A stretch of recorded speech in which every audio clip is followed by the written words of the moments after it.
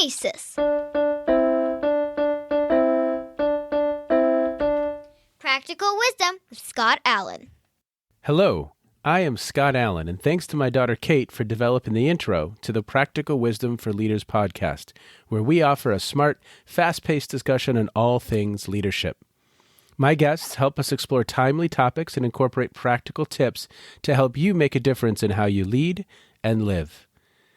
If you haven't done so, please click subscribe so you automatically, seamlessly stay in the know when we publish new episodes. Likewise, please provide me with feedback. What do you like? What do you dislike? And what else would you like to know? And now, today's show. So today I'm really excited. I have some plans this fall because a lot of my courses now are online.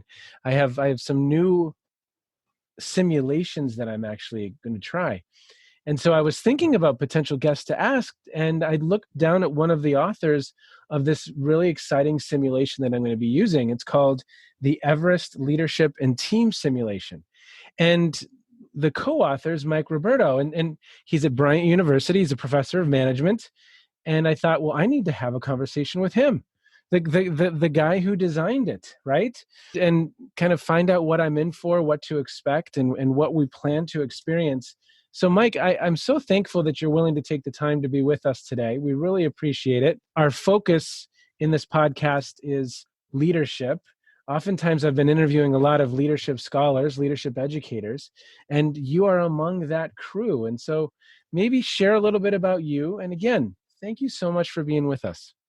Well, thank you. It's great to be with you, Scott. So I am, I've been a professor now for, hard to believe, 20 years. And I teach leadership. I have developed a lot of case studies, multimedia cases, and simulations. And I really believe in active learning, having the students not just sit passively and listen to lectures, but engage in decision making, engage in action, be able to reflect on that and learn. And so I sort of like creating new content like that. And I've done that a lot over my career. And I'm glad to see others embracing the methodology. So I'm excited to hear how your first experience goes with one of those simulations, Scott.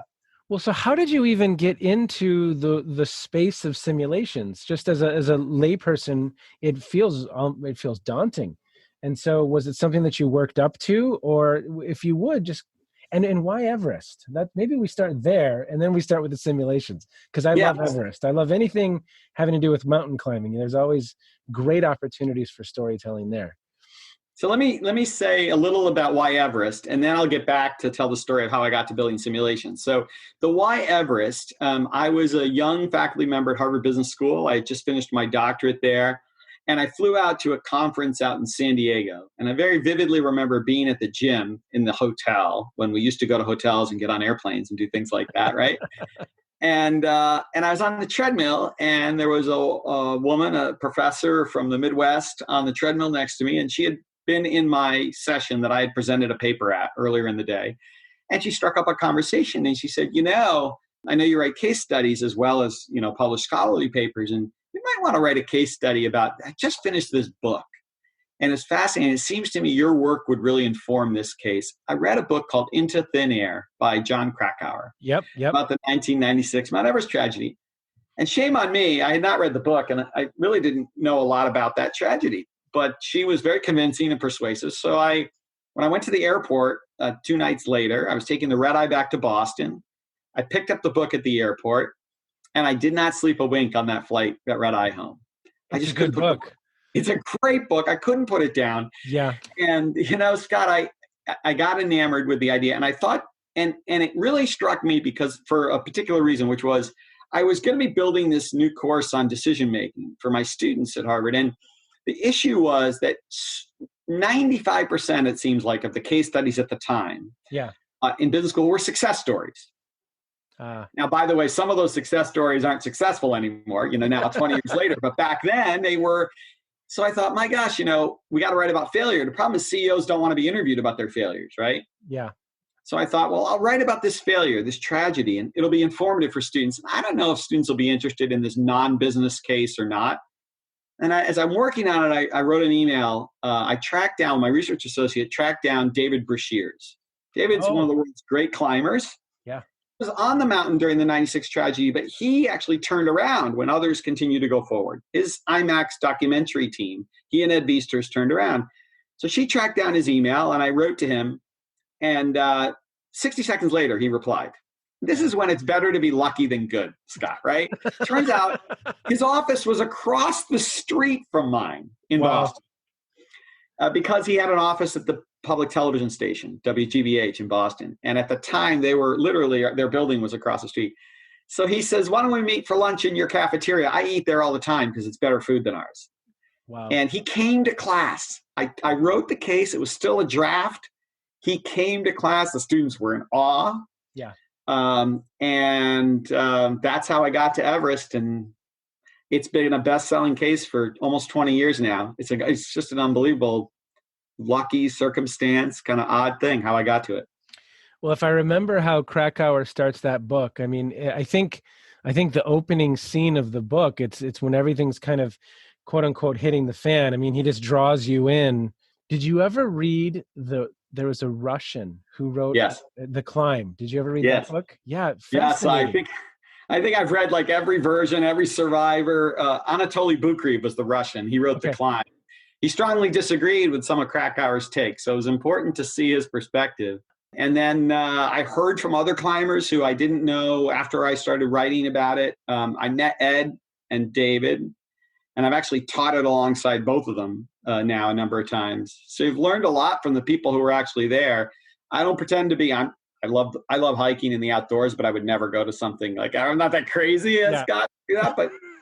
But what I do think is there's a tremendous amount to learn about leadership from failure, not just success, and from high stakes, high pressure, extreme situations. So since then, I've written cases about the Columbia Space Shuttle accident and smoke jumpers who've died fighting forest fires in the West, and students and executives especially. It really resonates. I think they enjoy stepping out of their own business context. They've just been doing so many cases about their industry or so much study of their industry that they appreciate the chance to look at something a little different. Yeah. So what have you, so now let's talk about, you write the case. Now, how do you transform it from the case into a simulation? Because that seems like a Herculean task. Yeah, so I didn't initially do that. So let me tell you what happened is that over the course of starting back when I was doing my doctorate in the late 90s, up through for about a 10-year period, I had been increasingly starting to do some things with technology in addition to writing plain paper-based case studies. So during my doctorate in the 90s, I had done some decision-making exercises where we thought it was revolutionary. The students would do a team activity.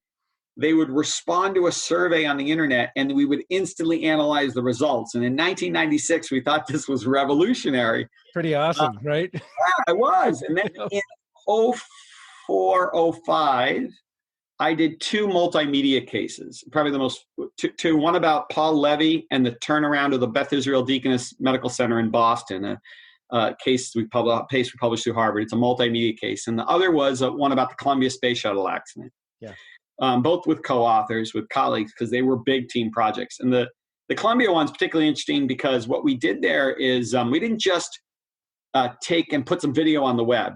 What we said was we wanted the students to really be in the shoes of the people making the decisions. So what we did is we identified 6 people at NASA who were crucial at different levels of the organization during that accident. And what we did is we figured out what they knew and when they knew it, if you will.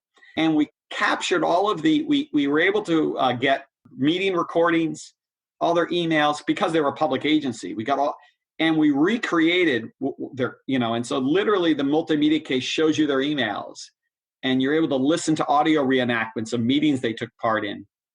And then you come to class, and what you've heard and seen isn't quite the same as what the people who played other roles heard and seen. And then you come together. So we've been working our way up, not to simulations, but to increasingly immersive experiences, Scott. And then the question actually came from Harvard Business Publishing and a woman named Haida Abeli. And Haida called me and said she was in product development there, one of their senior folks at the time, and said, Mike, we're thinking about launching a line of simulations. and we know you really like working with some of these technological solutions. Would you like to build a simulation with us? I said, sure. Amy and I went to, Amy Edmondson is my co-author. Amy and I, we co-authored the Columbia work, and she's a world-renowned scholar on leadership and teams. And Amy and I said, okay. And then the question of what the setting should be for the sim. Wow. I wasn't sure. We were initially going to do just a business simulation, and Haida said, you've written this best-selling case on Everest. People know you for that. They love the case. Why don't we set the simulation on Everest? That's how we got to Everest again. Did this end up being so much more than you ever imagined? Was it a fairly smooth? Did you kind of get into this and say, what have I done?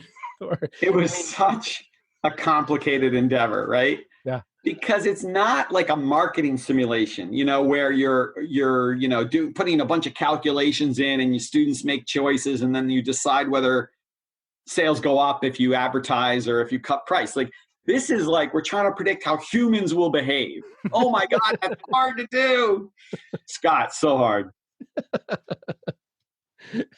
And there have been a few different iterations of it, correct?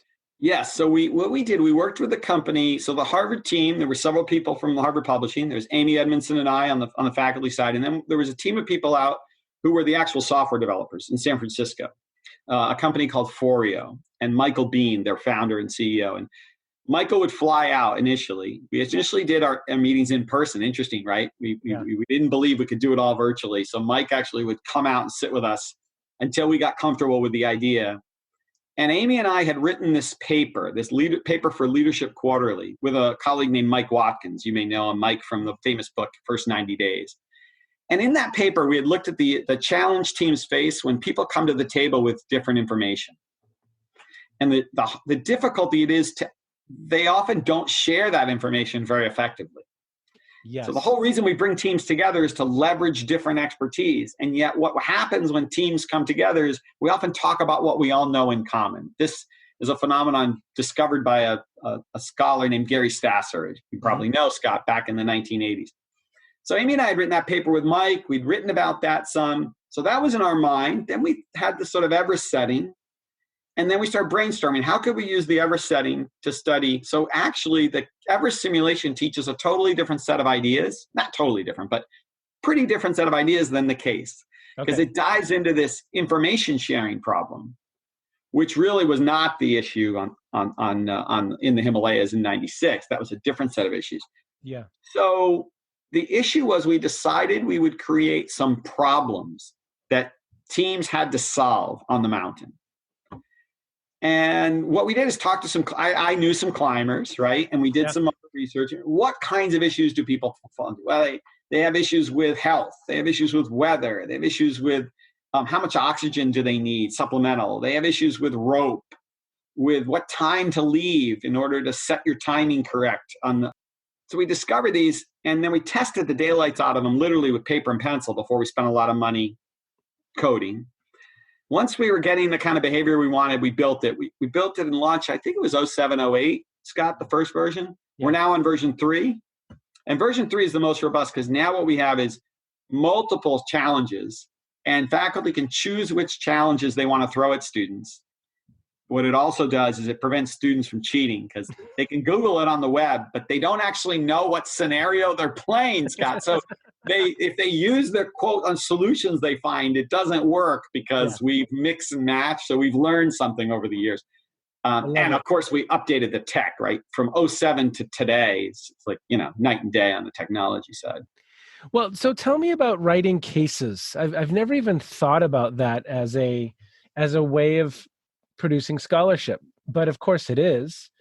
I just have never had a conversation with someone who is prolific as you are in this space. So what is it about writing cases that you really love, that you enjoy? Is it just the puzzle and putting it all together? And yeah, I will admit it. I mean, this is, if you had asked me what's my strength, right? I think it is my strength as opposed to, writing lots of scholarly peer-reviewed journal articles. Hey, I've done that, but I much prefer and enjoy writing cases, right? Or writing books and doing other things. The case thing, I'm a storyteller. When I teach, I'm a storyteller. So when I present, I am. So that's why I think I love cases. I love a rich story. in many ways. The other thing is I believe that teaching management, we have to be really rooted in the actual practice of it. So I think it's really important for students to be immersed in actual managerial problem situations. So that's, I think, part of it. I mean, to be honest, how cool is it to go out there and just get to interview people? I mean, the people I've met writing these, right, and people say, how did you get in there? I mean, I've been at Bryant now for a long time. And so you say, well, it's one thing maybe when you're at Harvard and you can pick up the phone and say, I'm at Harvard, but it doesn't matter, actually. People just love talking about themselves, and they love, provided you're not writing about failure. The failure cases, I typically use public sources, right? Because like I just finished one on the Boeing 737 MAX crisis. They did not give me the time of day, right? I wrote it based on public reports. But it's a great story. It's a puzzle, as you say, and I love getting the student reaction from it. And the other thing is, I just think it's always fun to kind of uncover what's really going on in that organization. So I'll tell you, sometimes I write them based on something I read in the news. Sometimes it's, hey, I'll give you an example. Probably one of the other cases that's gotten the most traction in the media and elsewhere is I wrote this case on Trader Joe's. Scott, why did I write it? Because I'm a freaking fan. Like, I'm a crazy fan of the company. I love it. And I go, how are they so successful? That puzzle was interesting to me. And so I decided to study it. So that's kind of the way my mind works, if that makes any sense. But yeah, I love it. Well, I mean, the world, everything happening around us, whether it's where you're shopping, they're ripe. They're absolutely ripe case studies for exploration. What do you have any in your head right now that you're willing to share, that you're thinking about, something that you would just love to learn about?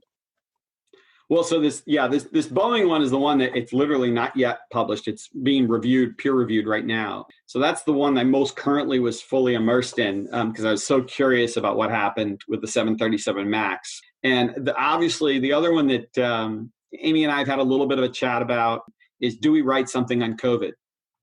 Do we write something?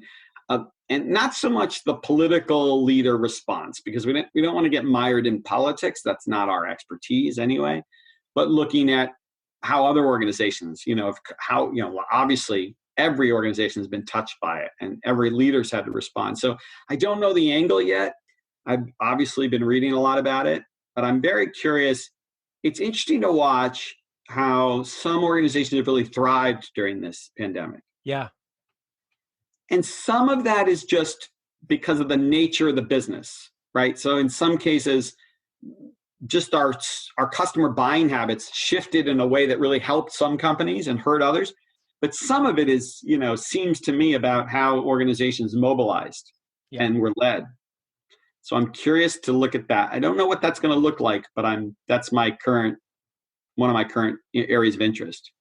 Well, we see that at all levels, even in our local community, whether it's the local arts organization that very quickly hustled, they innovated, they were creative, and they stayed relevant. And then there were other arts organizations that they were stalled and everything was canceled. And it's fascinating to watch it play out. There's an organization, I'm in Northeast Ohio, I'm in Cleveland, and there's a wonderful French restaurant in our community called Edwin's. Edwin's is the founder. It stands for Education Wins, and it's a restaurant and leadership institute. So students are formerly incarcerated individuals who enter this, I believe it's a 6-month program. And they learn butchery, they learn baking, they learn front of house, they learn back of house. Beautiful restaurant, doing incredible things. People who graduate from this program, it's about a 2% recidivism rate. I'll put a link to it in the show notes, but there's a documentary. It was an Academy Award nominated documentary called Knife Skills about their work. As soon as this hit, Brandon, the founder, and I had a conversation with him, it was fascinating to hear his mindset. He said, well, look, right away I knew people weren't going to want French cuisine. They were going to want comfort food. So we completely restructured the menu, and we came up with this 4 for $40 deal where for $40, we're going to feed 4 of you, and they're going to be some kind of comfort food. We did some light construction in our facility so that we could have things like eggs and milk and peanut butter for people who wanted some of that. and their sales were up 75% year over year. When I last spoke with him, which was probably, it was late March, early April. But there was a hustle, there was a mindset, and it was, this is going to work. We're going to figure this out. We're going to rapidly experiment. I mean, as Heifetz would say, it's an adaptive challenge. No one has the answer. So they rapidly experimented. And if I could bet money on whether or not he will move that organization through this, yeah, right? That's And so fantastic. I think your observation's That's a completely accurate, right? fantastic I mean, story. but the mindset of the individuals, wow. And so I think that would be fascinating from a COVID perspective, and who, obviously, like an Amazon is positioned to do well, right? But I would even, I guess I'm not thinking clearly on what are organizations that maybe weren't positioned well, but they've done great. I think that's the interesting thing, right? To Yeah. study Amazon or to study the companies that naturally would thrive, it's more interesting to study the situations where someone thrived in a difficult circumstance, Yeah. right? I mean, it's, by the way, why I always say when I look at Everest, I look at that IMAX team, led by David and Ed, and I say, look, they're the most interesting team on the mountain because, first of all, they were the most capable team on the mountain. Ed and David being, probably the most accomplished climbers on the mountain. Well, Rob Hall was very accomplished, but Ed and David and that team was very strong, and they made a different set of choices, and they all survived, and they helped with the rescue, and yet later on in that month they still got to the summit. And so to me, that's always that contrast. By the way, that's something that's really important, and that's true in the simulation too, right? Contrast is important. So in the sim, the vivid learning, the most powerful learning comes from the fact that some teams thrive and others don't. Yeah. And then in the reflection, we can ask students, well, why did some teams do better than others, and try to talk through the behavior, right? And I think that's the beauty of it, as opposed to studying a company or set of companies where they're either successful or not. Here you get this spectrum of teams. Yeah. Typically, if you have 6, 7 teams compete the simulation, everybody's got a little different experience, and so you can compare and contrast how they did very quickly. So the key to the sim is that in a couple of hours, the students experience a whole bunch of decisions. They get a whole bunch of feedback on how they did. They get scored, and then we can have a great discussion about it. That's the power of something like simulation, is that ability to very quickly get feedback, more quickly than you could ever in the real world, right? Exactly. Well, and to your point where you started with this whole conversation, the experiential nature of it, you're not going to forget that. We could talk to a student 20 years later and they will remember the Everest simulation in a very different way than maybe a traditional case that was reviewed or some other content from the class. I mean, it's just going to stick in a fundamentally different way. And I'm sure you've heard that, right? All the time. And it's amazing. I hear it from all around the globe. I'm stunned when I hear stories of people who've done it. And I get these notes sometimes from former students who go on to graduate school or whatever, and they go, hey, I didn't even know you did this. Like, I ran into this like somewhere, and whatever. It is odd, but yeah, it is memorable. People are very proud if they do well. They are eager to tell me. And then of course, they had their stories of failure if they didn't. I do think that's true. I think there's also the element of, you gain a tremendous appreciation for how hard collaboration really is. When you go through the sim, you go, oh, it's just not some touchy-feely, we're not doing, it's fun, but it's hard. Like the problems we have students solve, as I say to them, you actually have to do this thing called math to solve some of these problems. They're like, what? This is a leadership class. What are you talking about, right? Like, but it's hard, right? And we wanted it to be hard. Like Amy and I did not want this, but what we show them is actually Amy's done this really well. Like we were with a group of execs in the Midwest, and she walked them through one of the problems that they had stumbled on. Yeah. And she showed them that if one person alone was simply presented the data, the math wasn't hard. The problem was hard to solve. But put 5 people around a table with different personalities and different goals, and holy cow, all of a sudden it's hard, right? And that is really cool. When we do that, we show them that the problems actually aren't themselves that hard. Yeah. But when we're trying to do them in a collaborative way, it's a dose of reality we're trying to give people. It's like collaboration isn't just natural and easy. It takes really strong facilitation skills, It takes really good listening skills. It's hard to do. We hope that by showing them that, talking them through it, that helps them become better at some of those skills. I love that perspective that this is, I think at times, factions of the leadership development community is so concerned with creating a comfortable, safe space that we can miss opportunities to highlight, it's not all chocolate bars, warm fuzzies, and it's difficult. It's hard. Literally, I was on the phone before we were talking today with a leader in our community who was sharing what he's experienced, and it's incredible. Tackle football. It's hard. It's difficult. So I love the fact that you're challenging the students, because again, I think you're exactly right. That too is going to add to and cement that learning. It's just another feature that exists within. You know what, and what we try to, Amy and I try to convey is that the best teams, as Amy would argue, the best teams have a safe environment for where people can be candid and speak up. Yeah. And I have argued and written about the power and value of constructive conflict and debate. Yeah. But what we want to show them is that creating a safe environment and speaking candidly and we're not talking about something where people feel comfortable in the sense that there's no disagreement. Yeah. In fact, there is disagreement and you have to work through it. That's the whole point. We want people to speak candidly, respectfully, but candidly. And that's, as you know, as our society knows, right? That's really hard to do. Yeah. And so the more practice we get, the better. And the beauty of a simulation is there's nothing actually at stake, right? Yeah. When life and death is not really at stake. So the students get a chance, or the executives, whoever's doing it, gets a chance to practice this behavior without any big negative consequences. I never have grades writing on performance in the simulator, anything like that, right?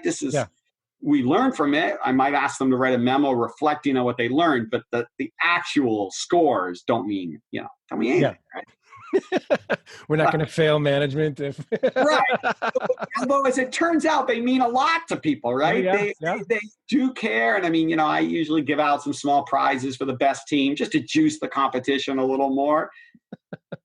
It's fun, but so they care anyway, but you get my point. I think that's right.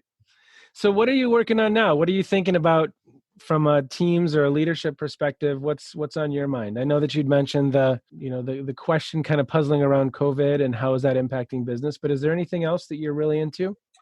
Yeah. So, the last book I wrote, I focused on creative problem solving and creativity. And so shifting gears from a lot of the study of why people make bad decisions, which is a lot of my earlier work.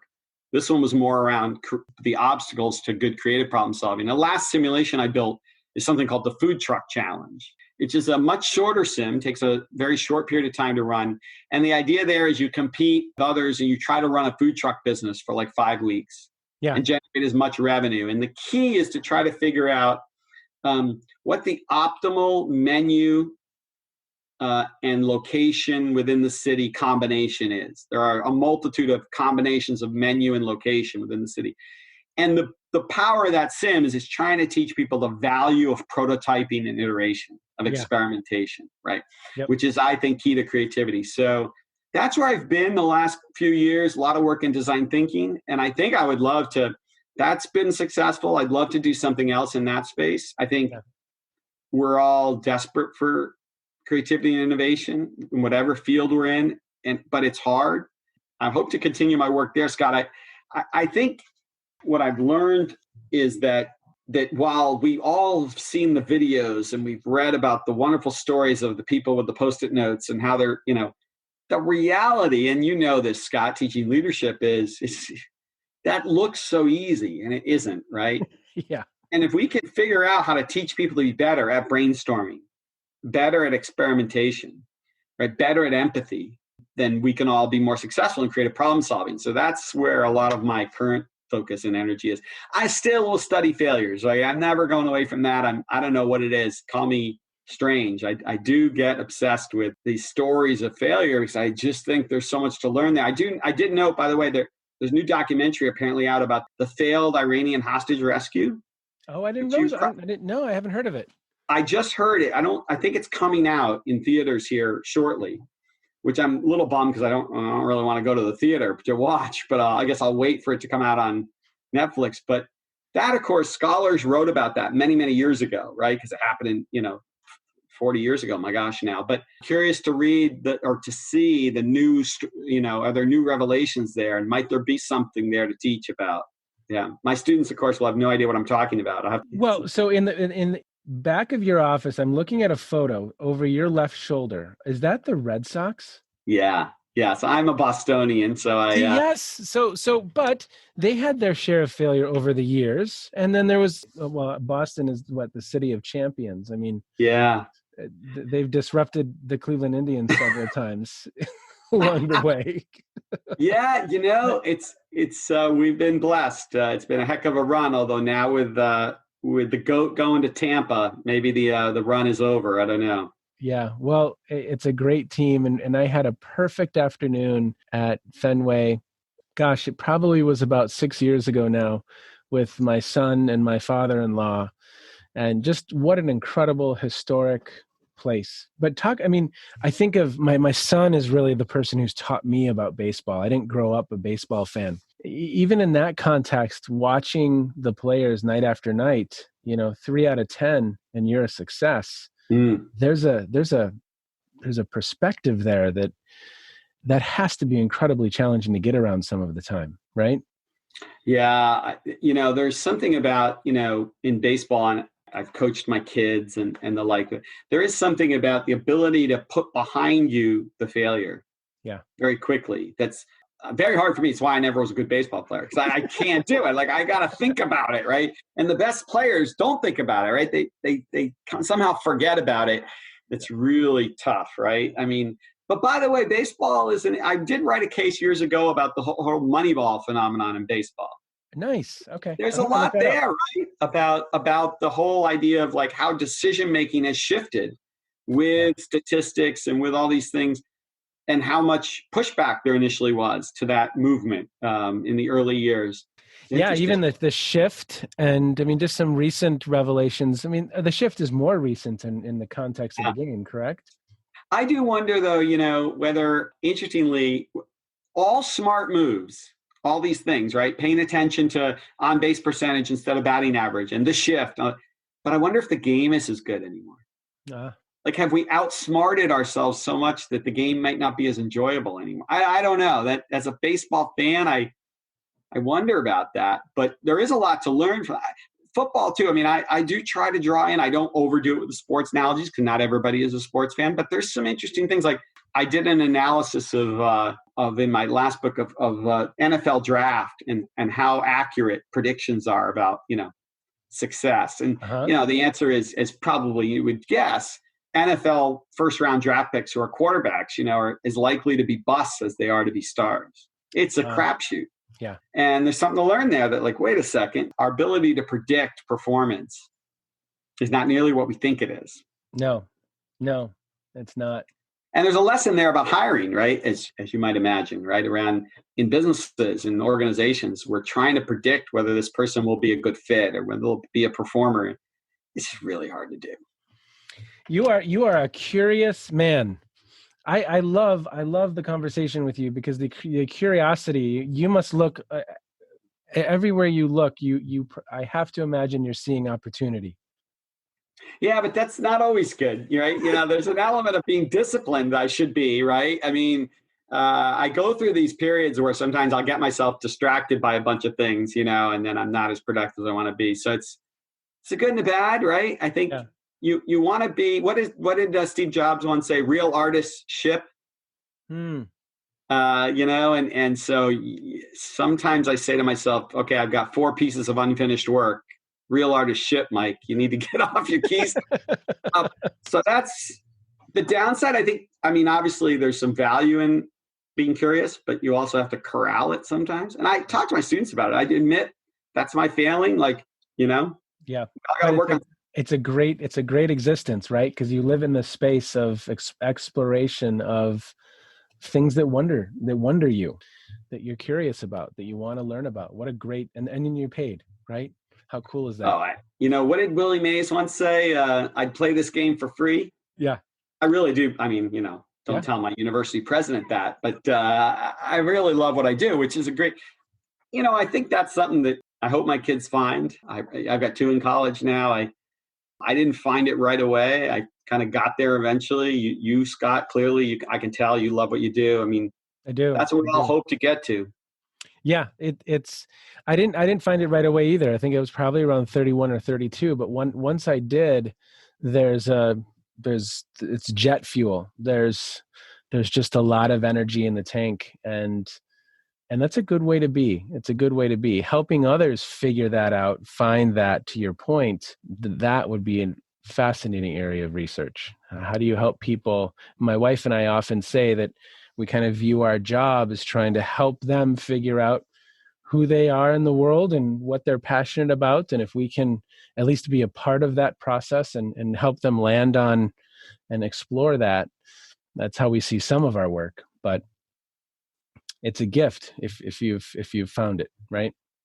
Oh, yeah, and I'm very grateful that I don't know whether good fortune or, well, I have to credit my wife Kristen because we were getting married. I was working at Staples post MBA. Yeah. Had a great job. It was back in the entrepreneurial days where the founder Tom Stenberg was still running the company, and I was talking about 20 years from now I'm going to go back to grad school and become a professor. Yeah. Because I had done some teaching during my MBA days, and I really enjoyed it, and she was like, you're going to have 3 or 4 kids in college. You're going to walk away from your job and go get a doctorate. Yeah, that's insane. Like, if you want to teach, go do it. Yeah. Now's the time, right? We'll be poor together. We both went to graduate school at the same time. We just sucked it up. And I'm so glad she pushed me to do it, right? Because sometimes we do that, right? We go, oh, someday I'll do that. Yep. Yeah. Yep. Well, as we close out, I often will ask the guest what you're streaming or reading or listening to. Anything that's on your radar right now? I am reading a biography of Ulysses S. Grant.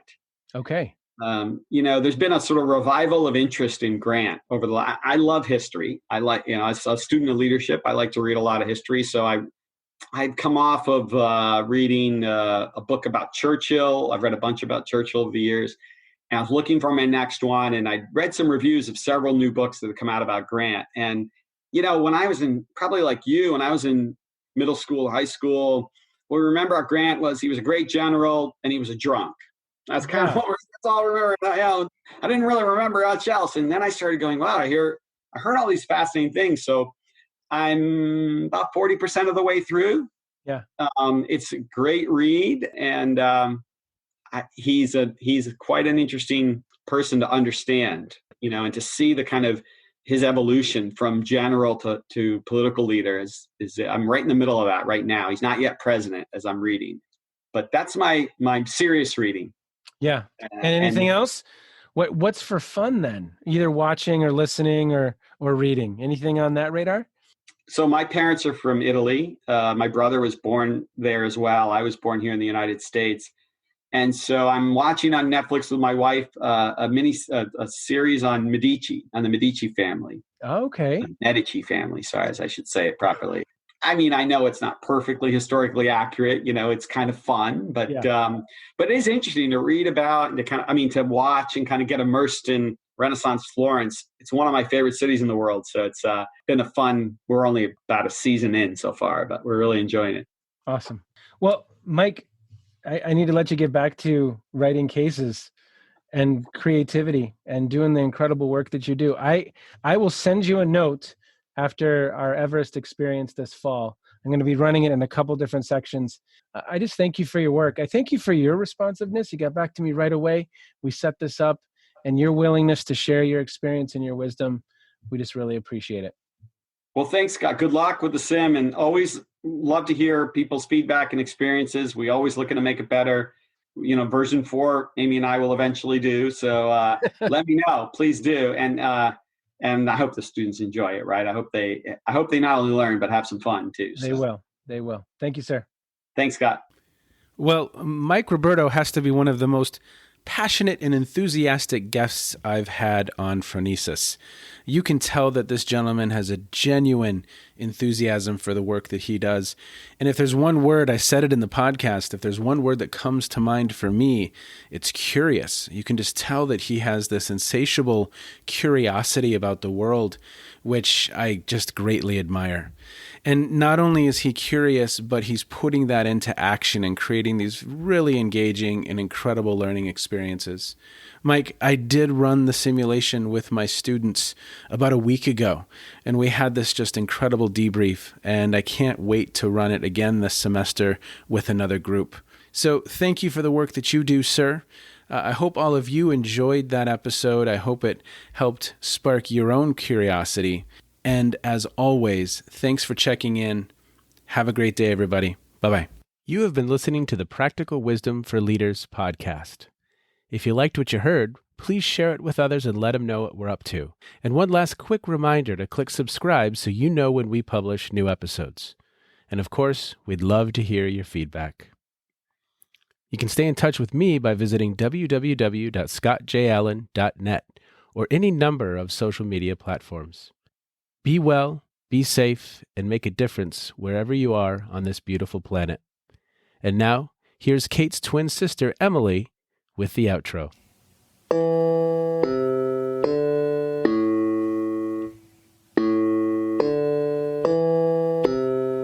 You've been listening to Phronesis, Practical Wisdom with Scott Allen.